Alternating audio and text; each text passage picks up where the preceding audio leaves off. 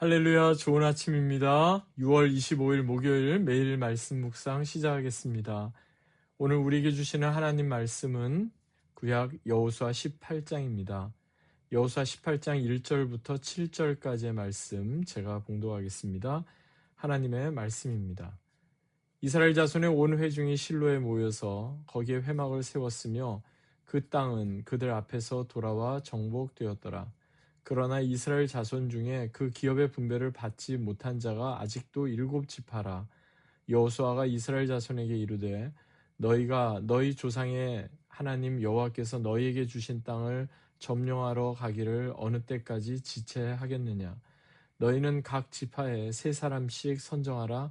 내가 그들을 보내리니 그들은 일어나서 그 땅에 두루 다니며 그들의 기업에 따라 그 땅을 그려가지고 내게로 돌아올 것이라. 그들이 그 땅을 7부분으로 나누되 유다는 남쪽 자기 지역에 있고 요셉의 족속은 북쪽에 있는 그들의 지역에 있으니 그 땅을 7부분으로 그려서 이곳 내게로 가져오라. 그러면 내가 여기서 너희를 위하여 우리 하나님 여호와 앞에서 제비를 뽑으리라.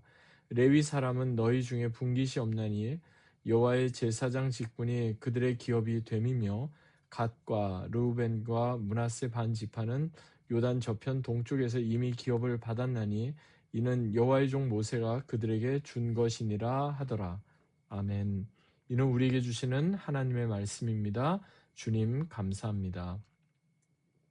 본문을 중심으로 어느 때까지 지체하겠느냐, 어느 때까지 지체하겠느냐라는 제목으로 함께 말씀을 나누겠습니다.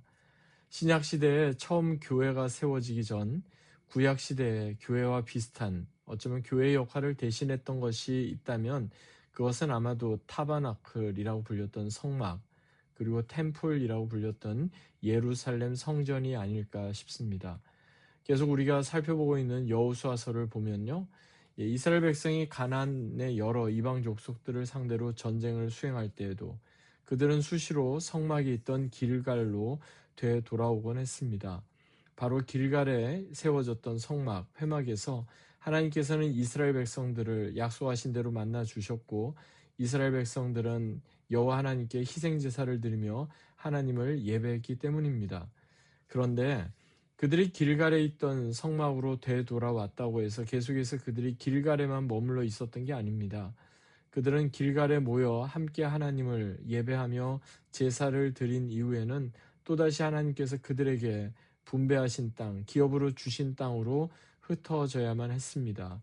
그리고 그들에게 맡겨주신 소명을 향해 나아가야만 했습니다. 어쩌면 이것은 신약 성경에 나오는 교회의 중요한 2가지 모습, gathering church, 모이는 교회, scattering church, 흩어지는 교회의 모습을 그대로 드러낸 것이라고 볼 수도 있겠습니다. 하지만요, 정말 이상한 것은 길갈에 있던 성막이 이후에 이제 실로로 옮겨지게 되는데 실로로 옮겨진 이후부터는 이스라엘 백성들이 하나님께서 그들에게 약속하신 땅을 향해 좀처럼 나아가려 하지 않았다 하는 사실입니다.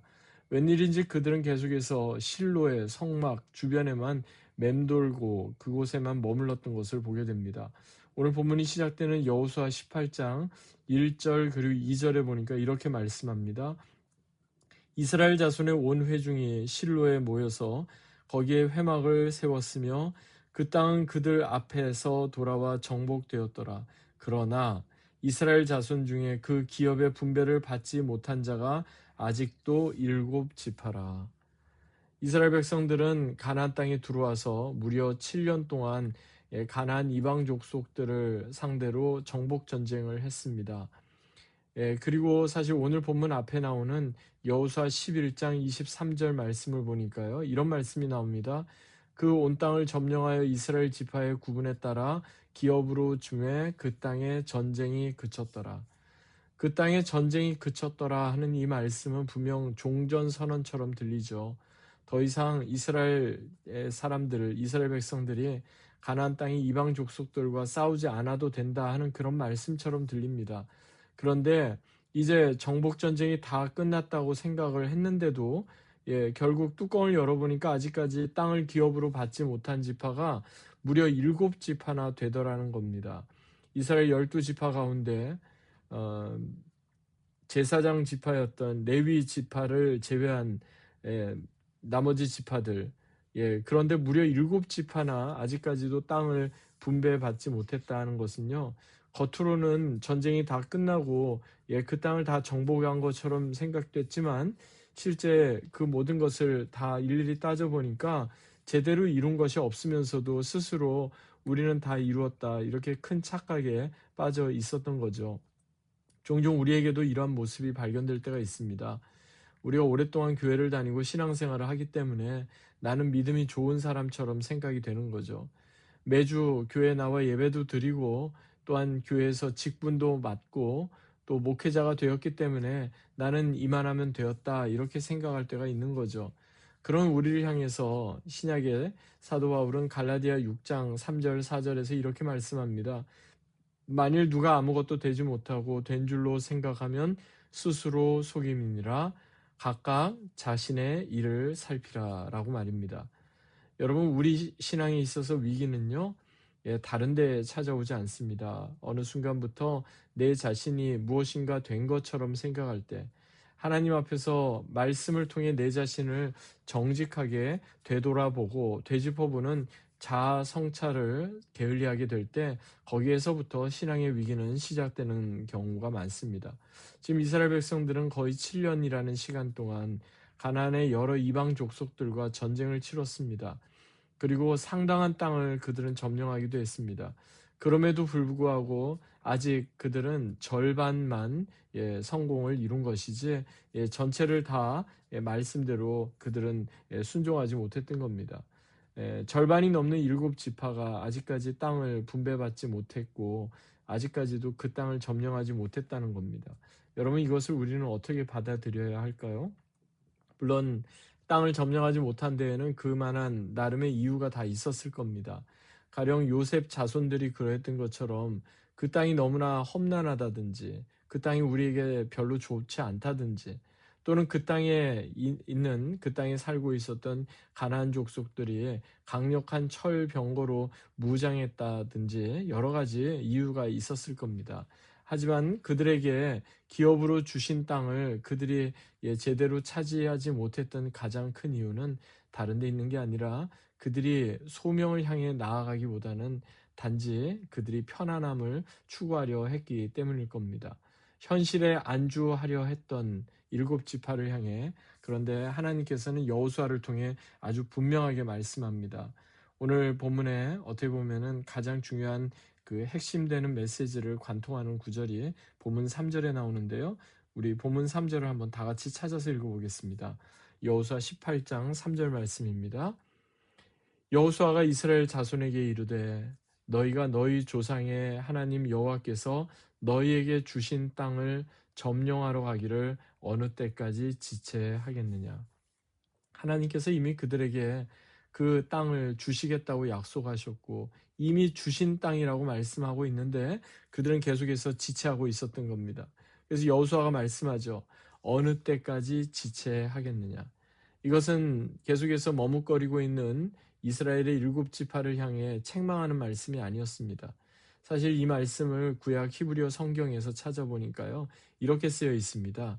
히브리 말로 아드, 아나, 아템, 미트라핌 이렇게 쓰여 있는데 이 부분을 한글로 직역하면 도대체 어느 때까지 자기 자신을 편안하게 만들며 도대체 어느 때까지 자기 자신을 스스로 낙심하게 만들겠느냐, 이런 의미가 됩니다.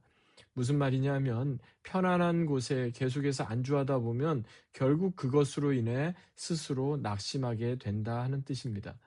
그러므로 어느 때까지 지체하겠느냐 하는 이 말씀, 편안한 자리 그리고 익숙한 자리에 안주하고 있는 우리를 향해서도 동일하게 주어지는 말씀인 겁니다. 어느 때까지 지체하겠느냐, 이 말씀 앞에서 다시 한번 우리의 신앙과 삶을 되짚어 보십시다. 우리가 신앙생활을 하고 하나님을 믿고 그리스도의 제자로 살아가는 것은 이 땅에서의 편안함과 안락함을 위해서가 아닙니다. 편안함과 안락함이 오히려 우리 자신을 낙심하게 만든다는 사실을 우리는 늘 기억해야 하겠습니다. 그래서 사도 바울은요, 고린도후서 5장 9절의 말씀에 이렇게 말씀합니다. 우리는 거하든지 떠나든지 주를 기쁘시게 하는 자 되기를 힘쓰노라. 그렇습니다. 교회로 부름받은 우리는 거하든지 떠나든지 모이든지 흩어지든지 항상 하나님을 기쁘시게 하는 자가 되기를 힘써야 한다는 겁니다. 그것이 진정 교회로 부름받은 우리가 소명을 끝까지 감당하는 일이고, 이러한 소명을 끝까지 감당함을 통해 하나님께서는 영광을 얻으시게 되는 겁니다. 여러분, 하나님께서 저와 여러분을 내슈빌 한인장로교회로 불러주신 것은요, 그저 편안함의 자리에, 익숙함의 자리에 계속해서 머물라고 불러주신 게 아닙니다. 하나님께서는 우리 한 사람 한 사람에게 대단한 그리고 크고 놀라운 소명을 부어주십니다.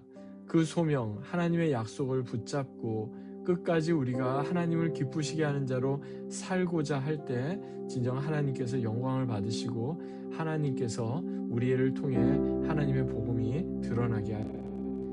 오늘도 이 말씀 기억하며 어느 때까지 지체하겠느냐는 이 말씀 앞에서 우리의 편안함의 자리, 안락함의 자리, 컴포트존에서 이제 벗어나서 그리스도의 복음을 담대하게 증거하며 이 땅에서부터 하나님의 나라를 살아내는 저와 여러분 다 되시기를 주 예수 그리스도의 이름으로 간절히 축원합니다.